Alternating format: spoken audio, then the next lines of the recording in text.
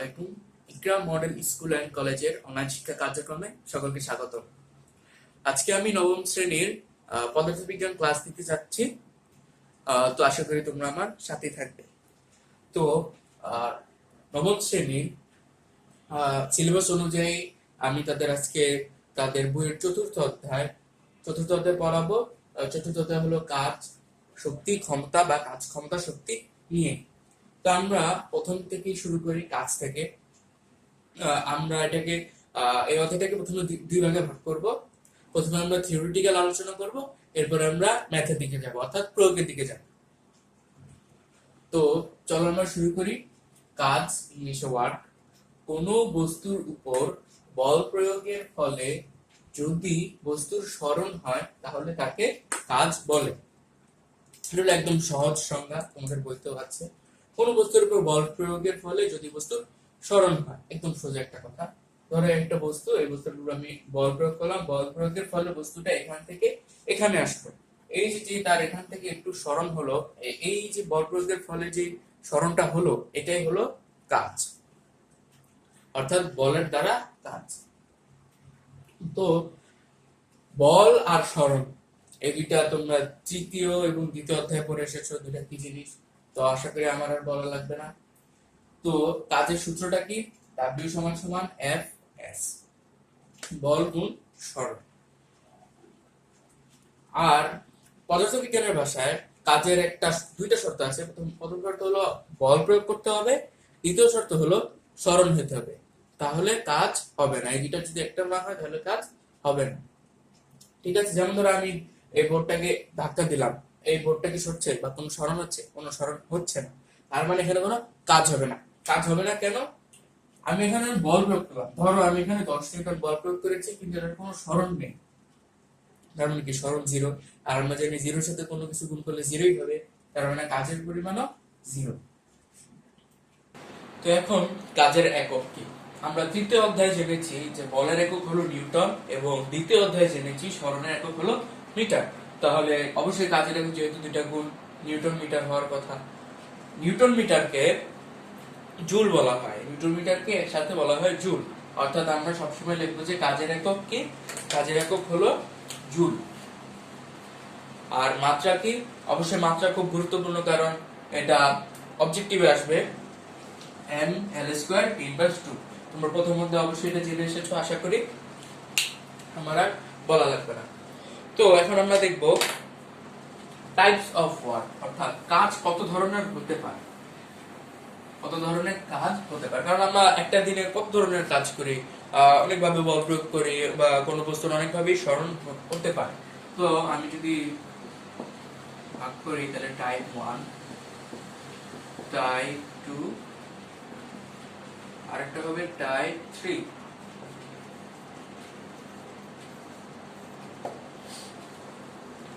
ঠিক আছে, তো এখন টাইপ 1 কি? টাইপ 1 হলো নরমাল সূত্র, W=F(S). আমি যেদিকে বল প্রয়োগ করেছি কাজ সেদিকেই হয়েছে, কোনো ব্যতিক্রম হয় নাই, সেদিকেই স্মরণ হয়েছে। আর টাইপ 2 কি? W=F(S) cos θ। আচ্ছা, এখানে আবার এই cos θ কোথা থেকে আসে? cos θ হলো, ধরো আমি একটা জিনিসের উপর বল প্রয়োগ করলাম, সেটা একটা কোণ সৃষ্টি করে তারপর স্মরণ করলো, সোজাসুজি গেল না, একটা কোণ সৃষ্টি করে স্মরণ করলো, সেই ক্ষেত্রে W=Fs cos θ।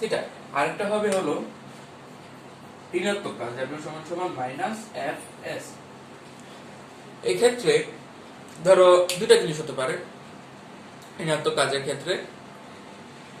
ধরো তুমি যেদিকে বল প্রয়োগ করছো স্মরণ হচ্ছে তার বিপরীত দিকে, ঠিক আছে? যেদিকে বল প্রয়োগ করছি স্মরণ হচ্ছে তার বিপরীত দিকে, সেই ক্ষেত্রে স্মরণ হবে মাইনাস, অর্থাৎ বিপরীত, যেহেতু বিপরীত দিকে স্মরণ হচ্ছে এই কারণে মাইনাস আসতে পারে। আর আরেকটা হলো বল ঋণাত্মক হতে পারে। বল কিভাবে ঋণাত্মক হতে পারে? ধরো আমি একদিকে বল প্রয়োগ করছি, বিপরীত দিক থেকে আবার আরেকজন বল প্রয়োগ করছে, যেমন আমরা দ্বিতীয় অধ্যায়ে জেনেছি ঘর্ষণ বল। ঘর্ষণ বল সবসময় আমাদের নর্মাল কোন একটা বস্তু স্মরণের ক্ষেত্রে অবশ্যই বাধা দিবে। যদি বল প্রয়োগ করতে থাকি তাহলে অবশ্যই ঘর্ষণ বলের কারণে তার স্মরণ কিছুটা কমে যাবে। আর যদি ঘর্ষণ না থাকতো তাহলে এটা আরো অনেক দূরে যেতে পারতো, স্মরণ বেশি হতে পারত। তো এই তিন ধরনের কাজ হতে পারে। এই আসলে দুই ভাগে ভাগ করা হয়, একটা হলো ধনাত্মক কাজ, এই দুটো হলো ধনাত্মক কাজ, আর একটা হলো ঋণাত্মক কাজ। অথবা এটা যদি বলের ভিত্তিতে বলি তবে বলের দ্বারা কাজ, একটা হবে বলের বিরুদ্ধে কাজ, কারণ এটা অবশ্যই বলের যেদিকে যাচ্ছে সেদিকেই হচ্ছে, আর এটা হলো বলের বিরুদ্ধে হচ্ছে। তো তোমরা বুঝেছো আশা করি।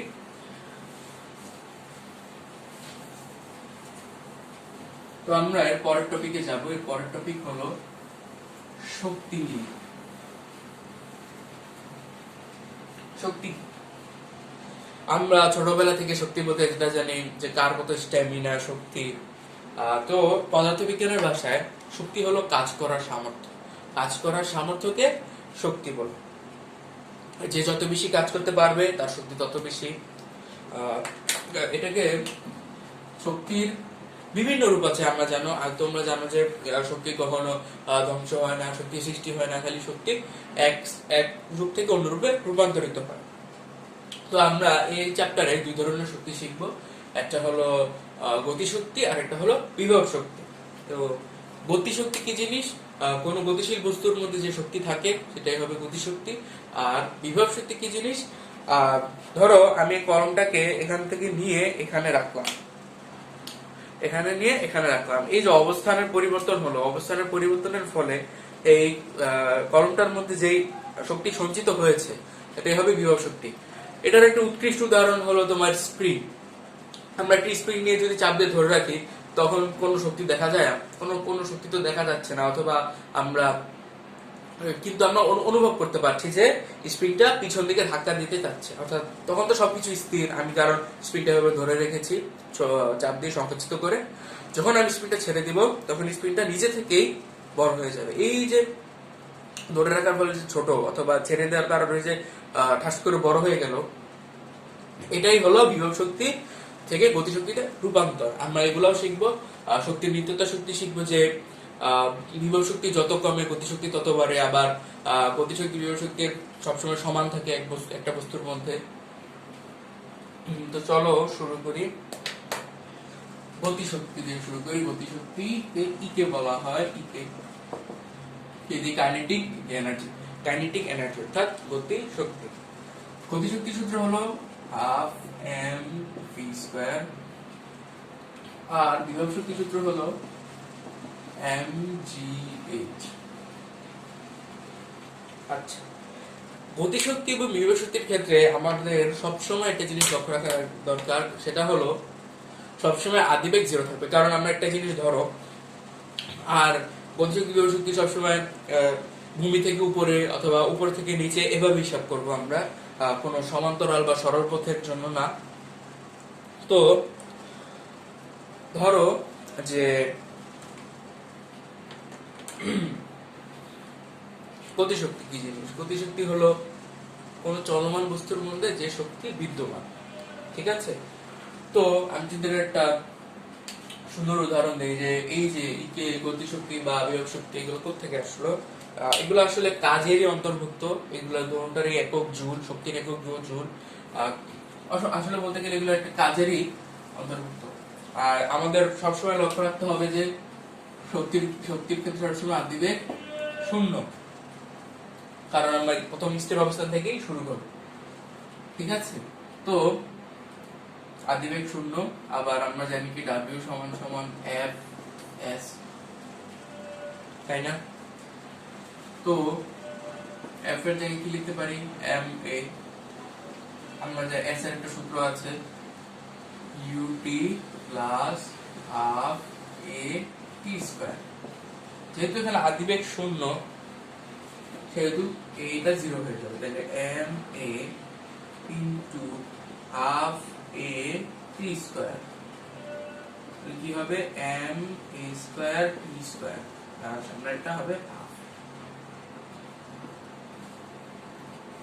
তো এখন এটাকে আমরা জানি যে আরেকটা সূত্র আছে, v সমান সমান u প্লাস a t। যেহেতু আদিবেগ শূন্য তাহলে কি হবে? v সমান সমান a t, তাই না? তো half m a t whole square লিখতে পারি আমরা অবশ্যই, যেহেতু দুইটার উপর স্কয়ার আছে সেহেতু আমরা এটার উপর হোল স্কয়ার লিখতেই পারি। তাহলে এটির জায়গায় আমরা কি পেয়েছি, ভি, তাহলে হবে কি হাফ এম ভি স্কয়ার। অর্থাৎ কাজেরই একটা রূপ হলো এই গতিশক্তি, ইকে সমান সমান হাফ এম ভি স্কয়ার। এখন এই ইকে থেকে আমরা আবার বিভব শক্তি বের করব, যে বিভব শক্তি কিভাবে আসলো গতিশক্তি থেকে। তো ইপি বের করব, ইপি আমরা একটু আগে কি পেয়েছি, ইকে সমান সমান হাফ এম ভি স্কয়ার। আমরা ভি স্কয়ারের একটা সূত্র জানি, ভি স্কয়ার সমান সমান ইউ স্কয়ার প্লাস 2gh, কারণ অবশ্যই উপর থেকে নিচে হিসাব করবো আমরা সবসময়। আমরা জানি আদিমে কাজের ক্ষেত্রে সবসময় জিরো, কাজের ক্ষেত্রে না, সরি শক্তির ক্ষেত্রে, বিভব শক্তির ক্ষেত্রে যেহেতু এটা জিরো, তাহলে কি হবে ইনটু 2gh, এই2 আর এই2 কাটা, তাহলে হবে কি mgh, ইপি সমান সমান mgh। অর্থাৎ সূত্র বা চেহারা ভিন্ন হলেও আসলে ভিতর থেকে সবগুলোই এক জিনিস, সবগুলোই কাজেরই অন্তর্ভুক্ত। তো এগুলা শিখার কারণ কি, ইকে ইপি পরীক্ষা হলে অথবা বোর্ড পরীক্ষায় কোশ্চেন আসে হলো, ধরো এখানে একটা বস্তু,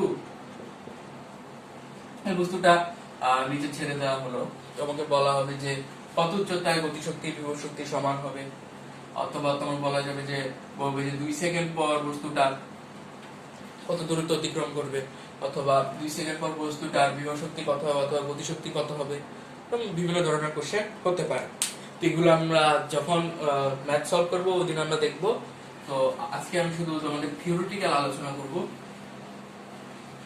তো এরপরও শক্তির সাথে কাজের একটা সম্পর্ক, শক্তির সাথে কাজের একটা সম্পর্ক, তোমার ধনাত্মক কাজ করা, অর্থাৎ আমি যেদিকে বল প্রয়োগ করছি বস্তুটা সেদিকেই যাচ্ছে।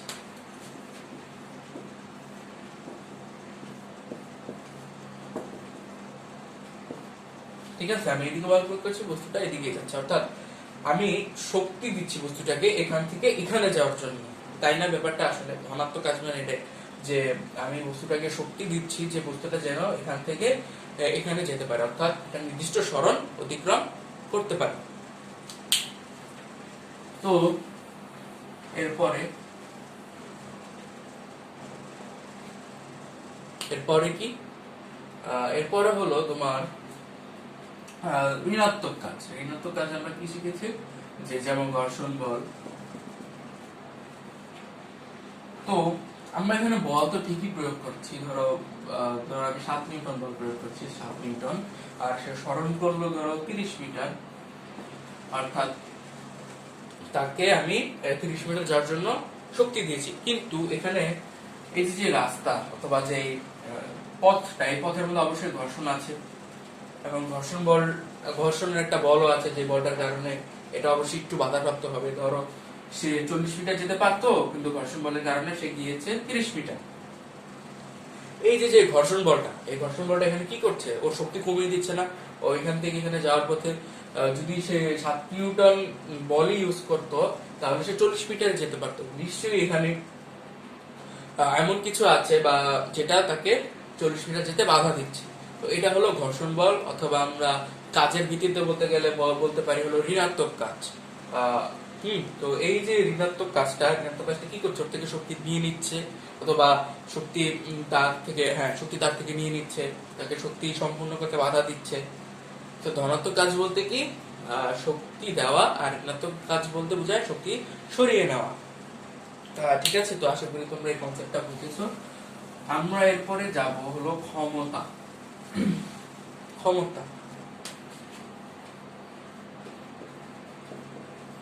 ক্ষমতার ইউনিটি হলো পাওয়ার,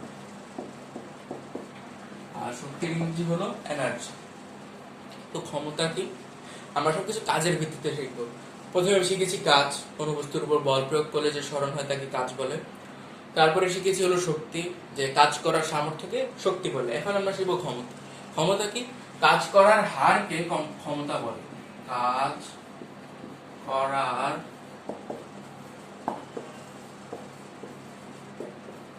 আর কে ক্ষমতা বলে।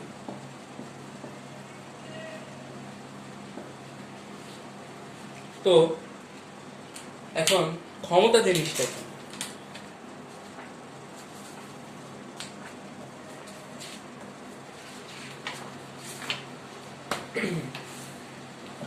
ক্ষমতা জিনিসটা কি? কাজ করার হার, অর্থাৎ হার। আমরা হার বলার জন্য সবসময় হার কথাটা শুনলে আমাদের যে কথাটা মনে হয় সেটা হলো টাইম, অর্থাৎ সময়। কাজ করার হার কি? অর্থাৎ আমরা ছোটবেলায় অনেক অঙ্ক করেছিলাম যে যে রহিম ও করিম, রহিম একটা কাজ 30 মিনিটে করতে পারে কিন্তু রহিম ওই কাজই 20 মিনিটে করে, অথবা এরকম অনেক অঙ্ক শিখেছি। এই টাইপেরই হলো কাজ করার হার, অর্থাৎ ক্ষমতা P সমান সমান W কাজ করার হার, অর্থাৎ সে কতটুকু সময়ে ওই কাজটা করবে, এটাই হলো তার ক্ষমতা। যে যত কম সময়ে একই কাজ করতে পারবে তার ক্ষমতা তত বেশি। তো কাজের একক হলো কি, সরি, ক্ষমতার একক হলো ওয়াট। ক্ষমতার একক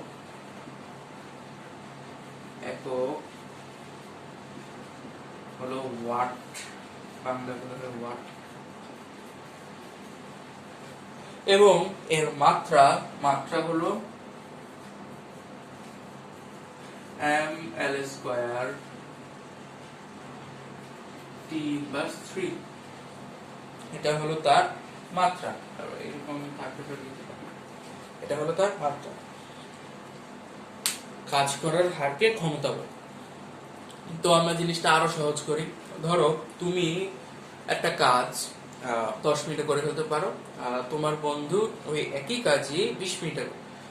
তো এখানে ক্ষমতা কি? ধরো তুমি 10 জন কাজ করো, আমি অঙ্কের গাণিতিক ভাষায় বলি, ধরো তুমি 10 জন কাজ করো 2 মিনিটে, কিন্তু তোমার বন্ধু 10 জন কাজ করে 1 মিনিটে। তাহলে এখানে কার ক্ষমতা বেশি? তো আমরা জানি P সমান সমান হলো 10 জন কাজ, তো তুমি ধরো 2 মিনিট অর্থাৎ 120 সেকেন্ড, আর তোমার বন্ধু করে কত? 10 জন কাজই কত? 60 সেকেন্ডে। তো এখানে 0 কাটা, অর্থাৎ 1/12, আর ওখানে হবে 1/6। অর্থাৎ এখানে কার ক্ষমতা বেশি? অবশ্যই তোমার বন্ধুর ক্ষমতা বেশি, কারণ সে 10 জন কাজ কম সময়ে করে দিতে পারছে।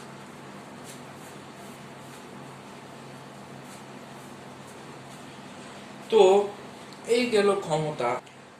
তো এখন আমরা পড়বো হলো কর্মদক্ষতা। কর্মদক্ষতাকে ইটা দ্বারা প্রকাশ করা হয়। ইটা গ্রিক অক্ষর ইটা, এন এর মতো, কিন্তু একটু লেস বের করা, আর ইংলিশে বলা হয় এফিসিয়েন্সি।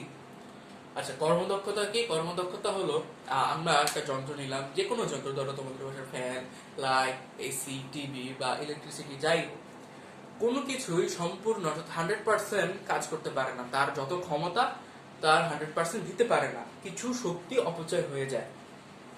এই যে কিছু শক্তি অপচয় হয়ে যায়, আবার আমরা যতটুকু কাজে লাগাতে পারছি আর কতটুকু অপচয় হচ্ছে সেটা বের করার জন্যই হলো এই কর্মদক্ষতা অথবা ইটা। তো ইটার সূত্রটা কি? কাজের পরিমাণ ডিভাইডেড বাই প্রদত্ত ক্ষমতা ইনটু 100%। কাজের পরিমাণ কি? ধরো তোমার বাসায় ফ্যান আছে, ফ্যানটা তোমার ধরো 10 ওয়াট সে কাজ করতে পারে, কিন্তু সে 10 ওয়াট কাজ করছে না। সে কাজ করছে কত ওয়াট? সে কাজ করছে হলো তোমার ধরো কত, এই 7 ওয়াট বা 8 ওয়াট কাজ করছে। হ্যাঁ, 7 ওয়াট বা 8 ওয়াট কাজে লাগাচ্ছে, কিন্তু সে টোটাল কাজে লাগাতে পারে কত ওয়াট? 10 ওয়াট। এই যে যেই তার অপচয় হচ্ছে কতটুকু, সে অপচয়টা বের করার জন্যই শতকরা হিসেবে এই সূত্র কোন ইঞ্জিন অথবা কোন মেশিন কতটুকু কাজ করতে পারে কিংবা তার কতটুকু অপচয় হতে পারে তা বের করার জন্যই হলো সেই কর্মদক্ষতা। ধরো তোমার এভাবে কোশ্চেন আসতে পারে, ধরো একটা ইঞ্জিন দেওয়া আছে, ইঞ্জিনটা 20 সেকেন্ডে 20 কেজি পানি ছাদে তুলতে পারে। তো 20 কেজি পানি ছাদে তুলতে পারে। এখন ইঞ্জিনটা যদি 20,000 জুল 20,000 জুল কাজ করতে পারে, তাহলে এক্ষেত্রে তার কর্মদক্ষতা কত? তো এখানে প্রদত্ত ক্ষমতা কত? 20,000 জুল। এরপরে আমি কাজের পরিমাণটা বের করবো যে এত কেজি পানি এত সেকেন্ড উপরে উঠাতে পারে। এখানে হলো কাজের পরিমাণটা আমরা এখান থেকে বের করব। এটাও কিন্তু ক্ষমতা হবে, একটা কাজের পরিমাণ, ক্ষমতা বেশি কতটুকু ক্ষমতা কাজে লাগিয়েছে এটাই বোঝাচ্ছে। এটু 100%। এভাবে আমরা কর্মদক্ষতা বের করতে পারি। তো আজকে থিওরিটিক্যাল এই পর্যন্তই। আমরা আগামী ক্লাস থেকে 2টা ক্লাস পরপর শুধু ম্যাথ করব, কারণ ফিজিক্সের মেন জিনিসই হলো অঙ্ক। আমরা যত প্র্যাকটিস করব ততই আমাদের বেসিক শক্ত হবে। তো আজকে এই পর্যন্তই। আশা করি আগামী ক্লাসে দেখা হবে। আল্লাহ হাফেজ।